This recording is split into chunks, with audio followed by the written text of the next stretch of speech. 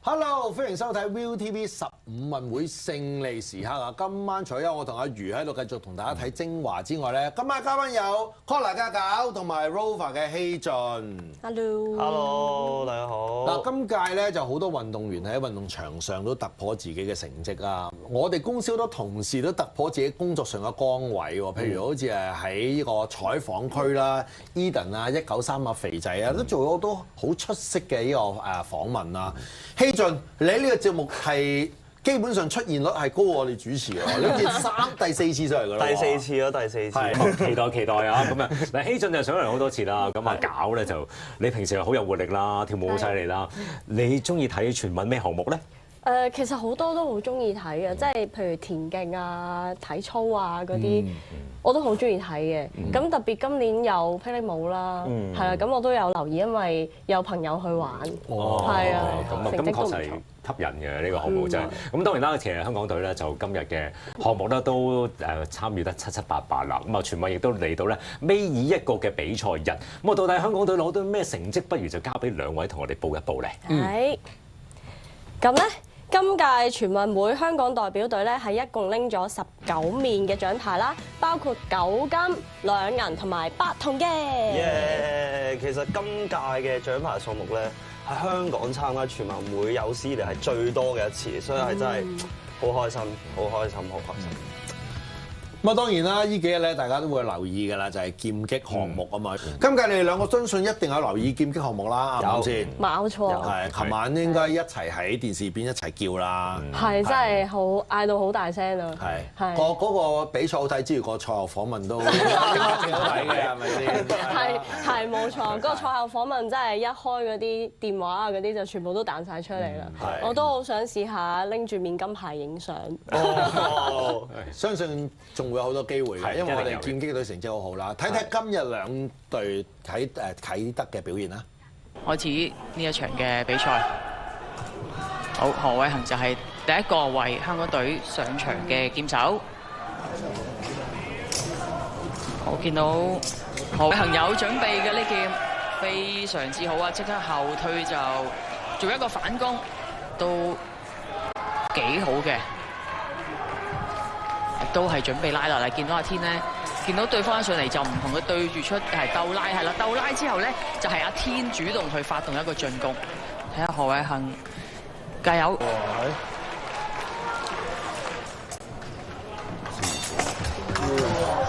避到方位即刻壓翻佢先，攞翻啲距離，好劍！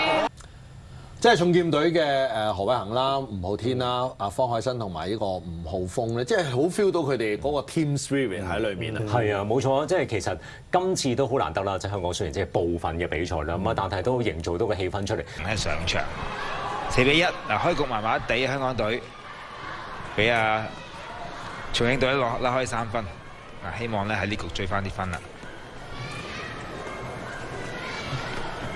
嗱，黃英英慢慢做個上前嗰邊咧，就個分咧就會慢慢係去積累得多一啲。因為弱嘅選手咧，佢又如果要好搏咁咧攞分咧，好可能咧個失誤更加大嘅。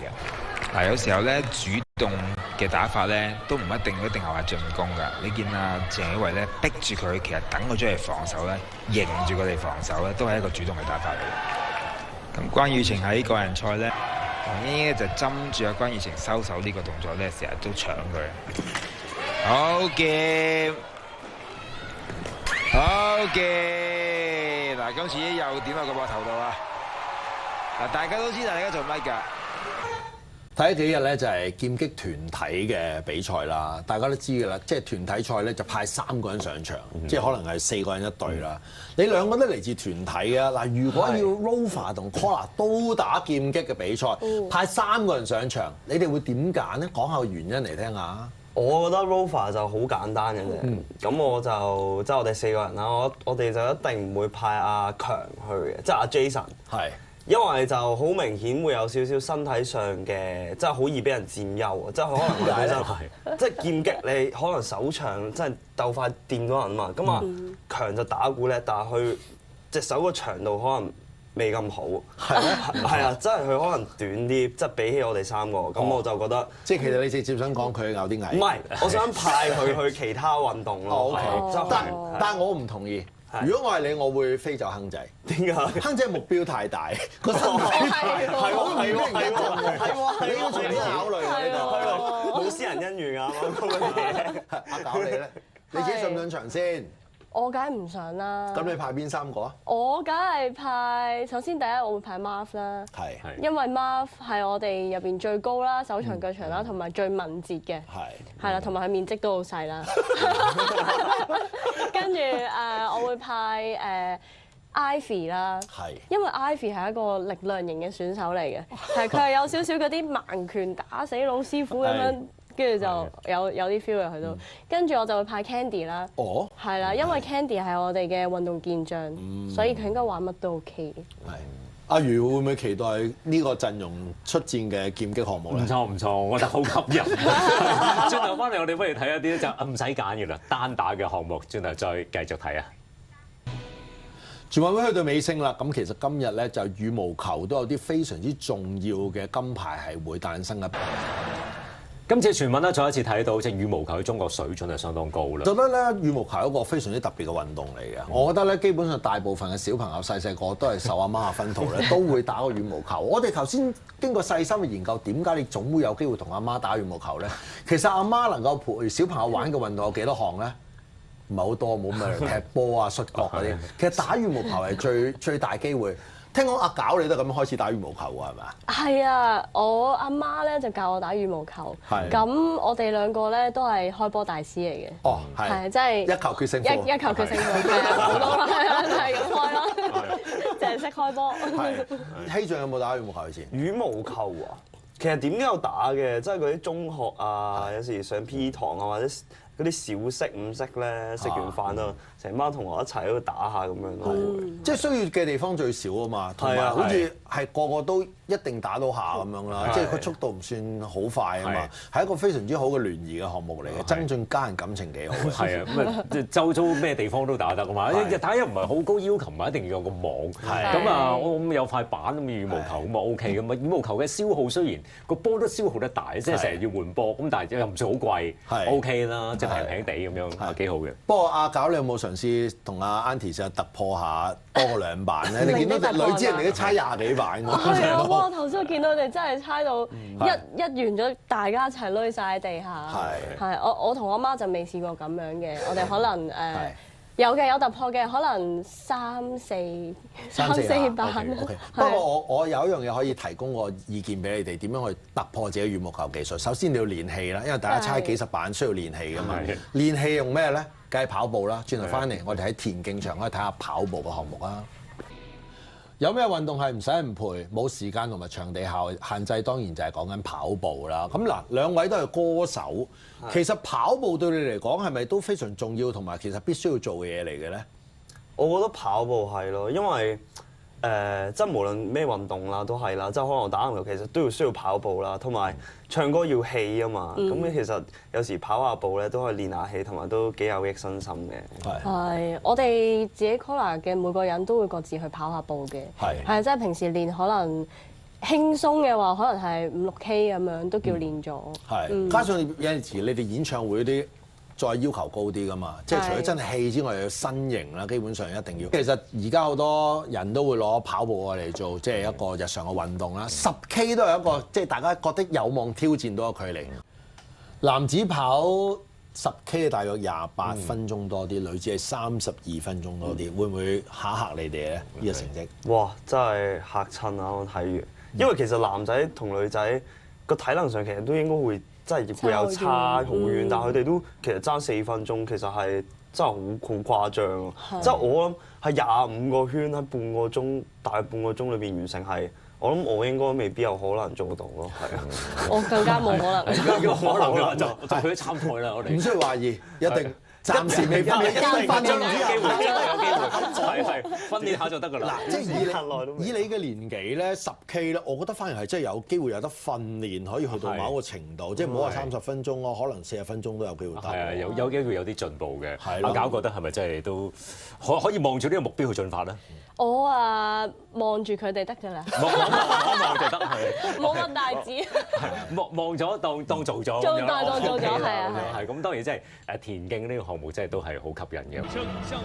都恭喜晒黃澤林啦！雖然今屆咧就冇辦法攞到金牌咁，但係變都相當之唔錯。咁其實真係好多藝人都有新嘅嘗試啦。即係問下兩位，你係會想訪問邊一個啊？或者想去睇乜嘢比賽做一啲採訪咧？